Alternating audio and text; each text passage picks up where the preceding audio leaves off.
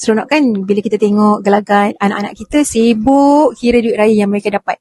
Gelaknya, senyumnya, tak sabar mereka nak belanja duit raya yang mereka dah dapat tu. Ibu ayah, hari ini hari ke-13 dalam perkongsian saya untuk 30 ilmu emas Raya Edition. Selama 30 hari ini saya akan kongsikan dengan ibu ayah 30 ilmu emas khas untuk musim raya. Hari ini saya berada di Putrajaya.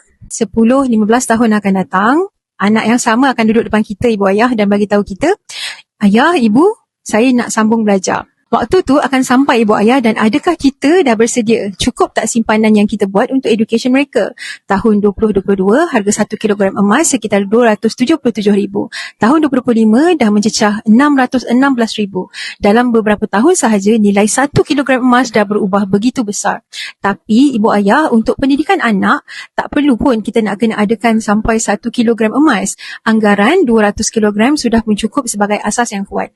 Bayangkan kalau setiap raya kita tukar sikit-sikit duit raya anak jadi emas, hari ni nampak kecil. Tapi kalau kita ibu ayah konsisten setiap tahun, buat benda yang sama, lama kelamaan simpanan anak akan jadi sangat-sangat banyak.